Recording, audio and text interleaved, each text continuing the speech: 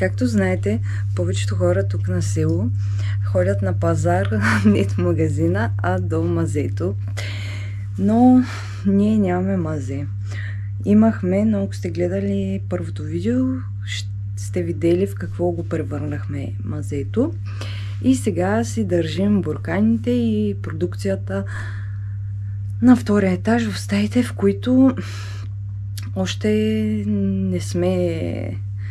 не пребиваваме, още не са ремонтирани. И сега ще ви покажа какво се е случило с лукът и компотите ни, картофът. Тази зима ни е първата в къщата. И то си личи. Не бяхме подготвени за доста от нещата, но за напред ще знаем. Ето, погледнете.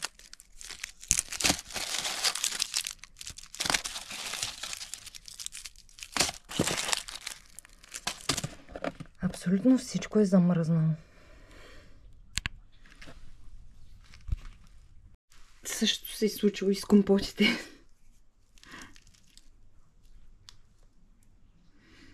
Ами, това е положението. Тази година ще е така. Просто нямаме къде да ги съхраняваме и за съжаление да нямаме много загуба.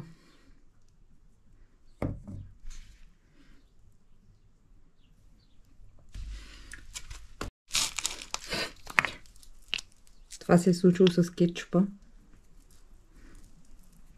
Добре, този вече не става. Къде е фръкнала капачката? О, ужас.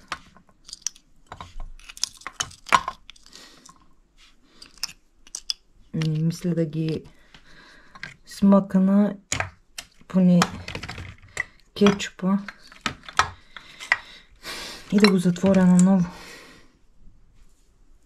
Те са останали 4 шишенца, но все пак.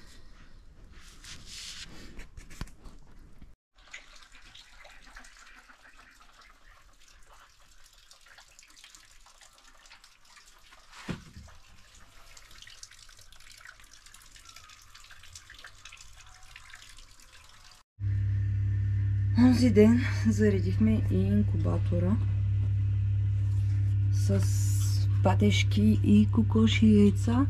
Зареждаме го вече втора година. Ще ви покажа как обръщам яйцата, понеже не използвам люлка. На ръка съм по-сигурна.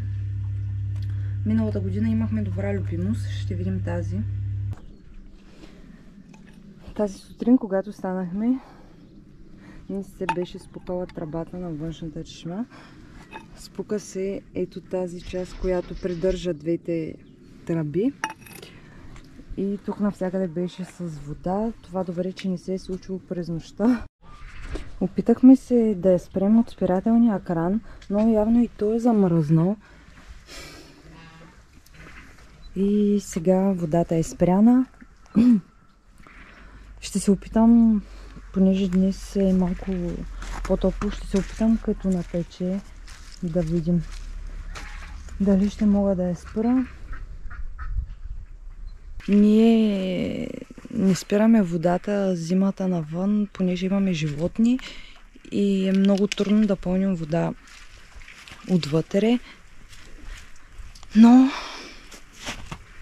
ето какво стана, когато не сме я спрели. Интересното е, че снощи не беше студено и сутринта ставаме и навсякъде е вода. Явно е останал въздух някъде, не знам. Сега ще отида до селската чешма да си напълня малко вода.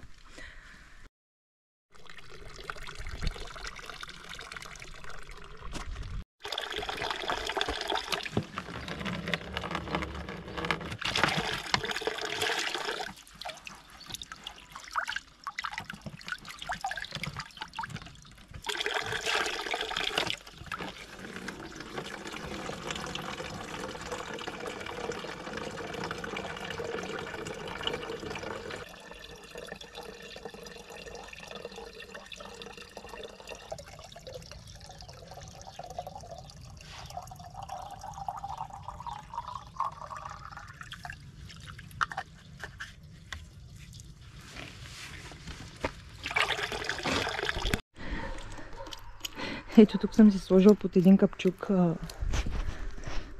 една кофа и ще се опитам да се събера някаква вода, поне за животните. Напълних се вода и сега ще ви покажа процесът с въртенето на яйцата. Аз ги въртя сутрин и вечер. Както казах по-рано, въртя ги на ръка, понеже не съм сигурна в люлката.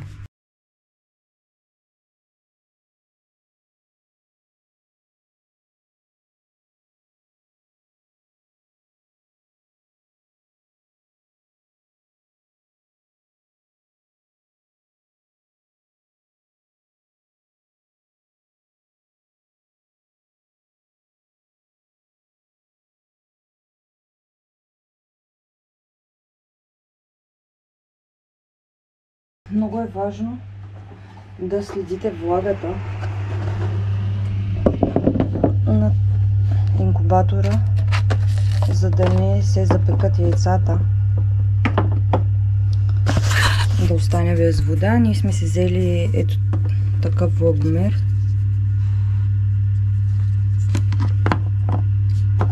И за сега ни върши работа. Температурата не е отчита много вярно според мен, но влагата да. В момента показва 35, но вдига, понеже беше отворен. Някои хора не смесват отделните видове яйца, но ние вече не веднъж пробвахме и ни се получи, затова решихме пак да ги сложим така. Единствената разлика е, че когато се излюпят едните, трябва да измиете инкубатора, тази част, която е отдолу, защото водата се затлачва, и да сложите останалите яйца в чиста вода да продължат да се люпят. Това е единствената занимавка. Нищо сложно не е. Цветята, някои от тях, които са били допрени на прозореца, са поизмръзнали, но не е изцяло.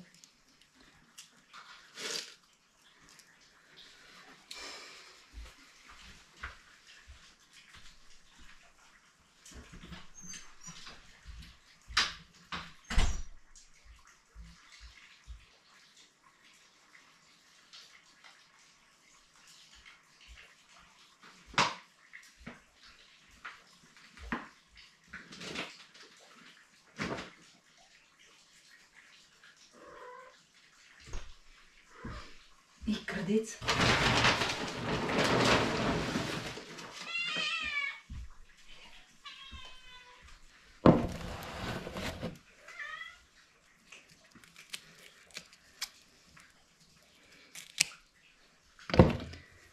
Това е колекцията ми от кактуси. Не знам вие дали обичате кактуси, аз обожавам.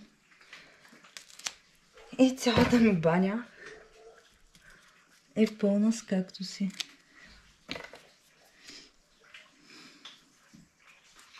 Много лесно се гледат.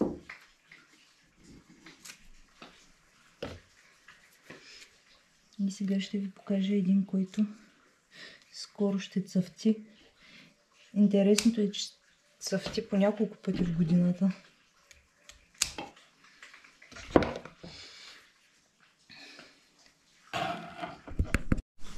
Ето, може да видите розовите пъпчици. Ще ви го покажа, когато цъфне. Ето ги и другите.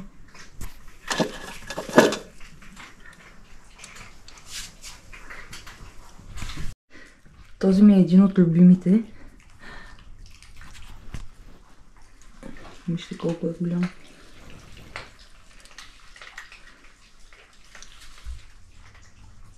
И той има някакви пъпчици тук, но не знам, не съм го виждала да цъфти. Единственото лошо при кактусите е пресяването. Още не съм се научила как да ги пресявам без да се буда.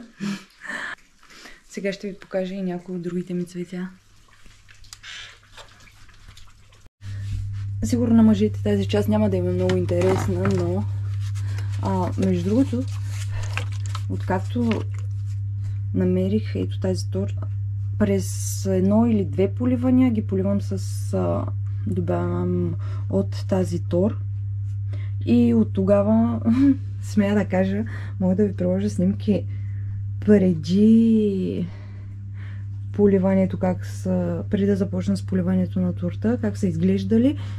Не знам дали от това, че си намерили място или от торта играе някаква роля, но определено изглеждат доста добре. Разликата е видима. Пробвах се да развия спирателния кран, понеже ми се стори, че вече се е размързил, но водата продължаваше да тече и извиках един съсед, който установи, че гумичката на спирателния кран е заминала и да, спряхме водата. Спряхме водата в тази чешма вече, поне за в момента няма да се използва. И вътре имам вода. Супер! Добро развитие. Сега ще вземем нов спирателен кран, който да е малко по-здрав от този. Оказва се, че тези са някакви китайски. Най-вероятно, що ми издържа една година. И така.